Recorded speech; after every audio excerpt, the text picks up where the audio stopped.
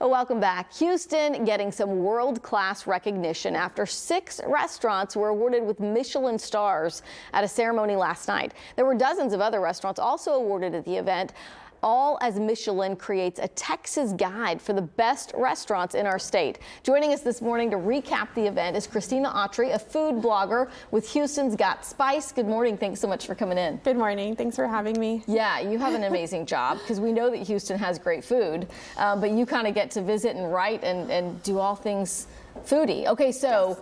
I don't even know how they decide and how they pick these restaurants, but at the top we kind of want to let people know these 6 restaurants that got Michelin stars. Was this a first for all of them? Yeah. So this is the first time that Houston has ever been given this honor and designation of being a Michelin starred city. So I think that's a big win for all of us. Yeah, meaning, I mean, there have been restaurants that had a Michelin star before, right? Just not this large of a number in one year? So this is the first time Michelin has come to Texas to designate these various cities: Houston, Austin, Dallas, San Antonio, and Fort Worth. So Houston first played a big part in having the team come and designate these specific restaurants in various categories. Yeah, it's very cool. So if we have that list of restaurants, telling our producer if you pop that up on the screen, just because we're not trying to, okay, so these are not the Michelin stars. These are sort of the best of, right? They were recognized. Yeah. So let's talk about some of those. Oh, these are the Michelin 1-star awards. Okay.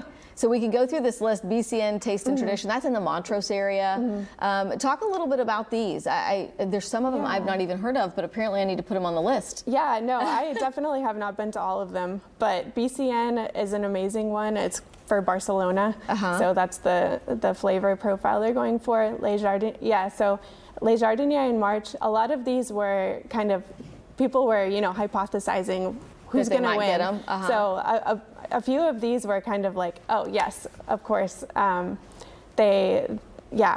of that Michelin kind of creativity aspect that they're looking for. Well, tell us about that. Like, what are they looking for? And then as a restaurant, do you have to submit and say, hey, we want to be considered? Or how do they even know where to go to find out about the restaurants? So as far as I know, the Michelin team kind of disperses, and I think that they choose their restaurants based on their own research, so there's no influence or the restaurants have no idea. It's a big surprise. Oh wow! And I think they go multiple times because one of the categories is consistency. Right. Yeah. So they don't just show up once and have one impression.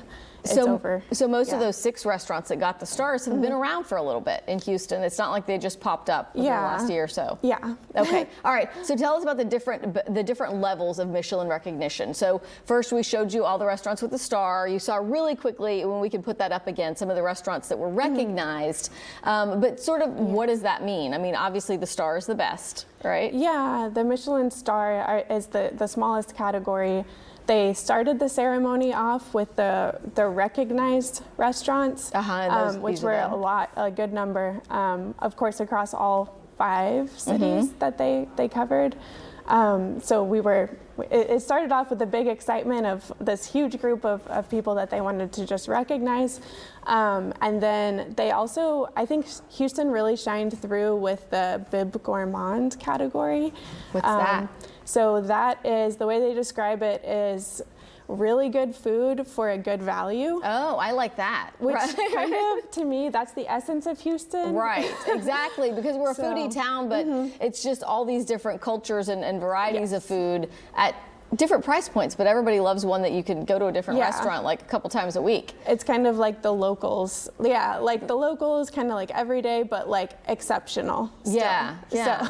So, I mean, you write about food, you know restaurants. Do you think that Michelin's presence is going to create a shift in how chefs here approach their cooking styles or menu choices? Yeah, I do think so. I think it's kind of a big, like, we knew it was coming, but now that it's here, it's like waking up the next day and it's like Houston's like won the Super Bowl of food almost. Yeah. I mean, of course, in Dallas and Texas it's like the Super Bowl of food all of a sudden. Now it's like a new era in Houston food, I think. So I feel like we glossed over a lot of those in this segment. We've been talking about it all morning long. But then if people like later, a month from now, are like, what were those places they were talking about? Is it on a Michelin website? I mean, where can people go to see? It is. Yes, and check all that the out. categories categories that they have are on the Michelin website. I also saw Eater had a good list that was Eater Houston, that was just Houston, so you don't have to sort through all the different cities. We also created a web article so you can see that. Christina Autry, thank you so much for coming in. And one more time, a pitch for your blog is? Houstonsgotspice on Instagram. All right, thank you so much for joining us today. And now I'm hungry. Hey, Brittany.